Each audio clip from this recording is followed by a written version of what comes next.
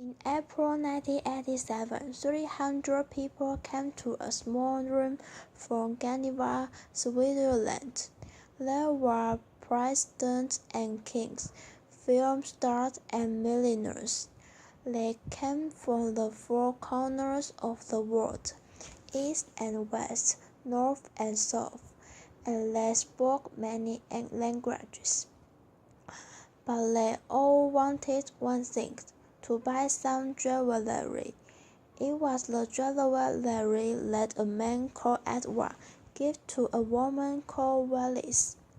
One woman, Mr. Namiki from Japan, paid $10,000 and $5,000 for a gold ring.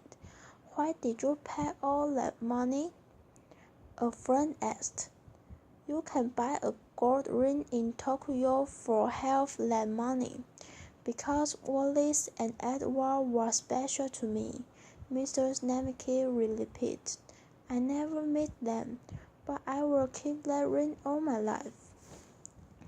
In the next few hours, in that small room in Geneva, the jewelry was sold for $5,000,000,000. But who was Wallis, and who was Edward? And why was their love story so special? Let's begin at the beginning. Prince Edward was born in 1894. His father, King George V, was a tall, cold man who did not like children. Why does Edward talk all the time? He once said, he's a very noisy child. His mother, Queen Mary, agreed. It doesn't matter if Edward is happy or unhappy, she said. A child must be slight and strong. The family lived in Buckingham Palace, which had 600 rooms. There were 8 kitchens, 90 bathrooms, 24 toilets, 11 dining rooms, 17 bedrooms, and 21 sitting rooms. Edward once told a story about the house. Buckingham Palace was very big, and people sometimes got lost. One night, my mother, my father, and I were sitting in the dining room. We were waiting for our dinner. We waited and we waited, but the food did not come. After 20 minutes, my father was very angry. He stood up and went to the kitchen. Where is the cook? He shouted. And where is my food? But sir, the cook repeated, your dinner left the kitchen 15 minutes ago. Hasn't it arrived yet? No, it hasn't. My father shouted, and I am hungry.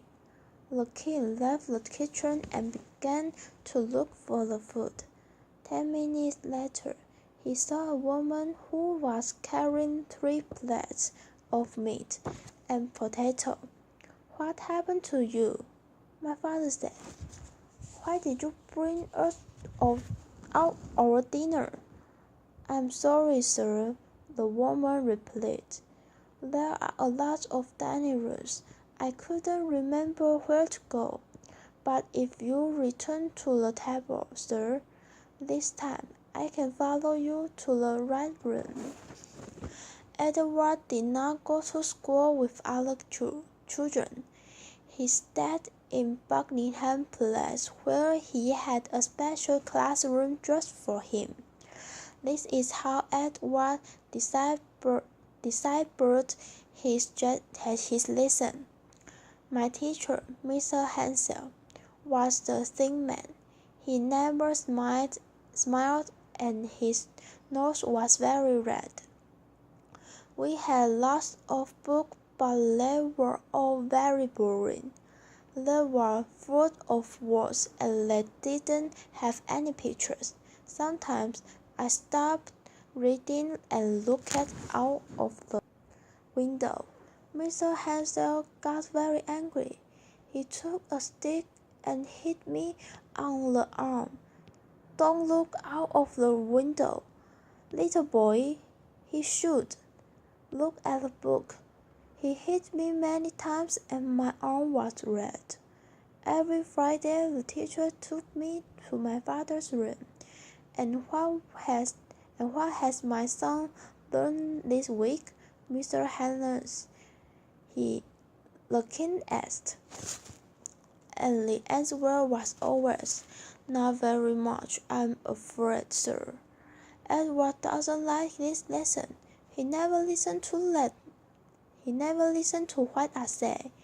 When Mr. Hansdale left the room, my father was angry with me. "What's wrong with you, child?" he said. "Are you stupid? Why can't you learn anything?" "But the lessons are so boring, sir," I replied. And Mr. Hansdale hit me. "I don't understand you, Edward. You are a baby. You are so weak. You will never be a good king. A king must be strong. Go to your room and stay there until the morning." I spent many days alone in my room. Edward read letters. I never played with other children and I didn't have any friends. I lived in the most beautiful house in England, but I was always lonely and sad. I saw many mothers once a day at dinner times, and I saw my father 3 or 4 times a week, but they never gave me any love. I was afraid of them and everything I did was wrong. In the spring of 1911, King George called Edward into his room and said, "Next month I will make you Prince of Wales, and these are your clothes for the ceremony." The king opened a small cupboard, and Edward started to cry. "But father," he said, "I'm 16 years old now. I can wear soft shoes and a skirt. I will look like a girl. Why can't I dress like other people?"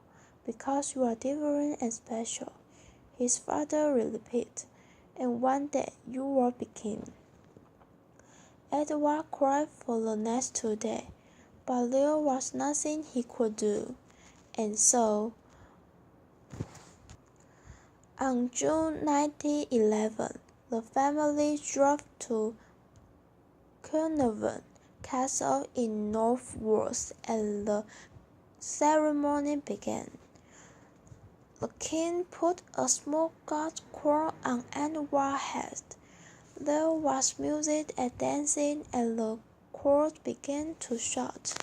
The new Prince of Wales closed his eyes. "I feel terrible," he said. "Can we go home now?" "Not yet," the king repeated. "The people want to see you." Edward walked to the front of the castle and looked down at the court. He was shaking and his face was red. "Smile, Edward," the king said. "You are happy." A few hours later, the family were driving back to Windsor. "Wasn't that a lonely day?" Queen Mary said. Edward took off his shoes and looked out of the window. "Never again," he thought, "never again."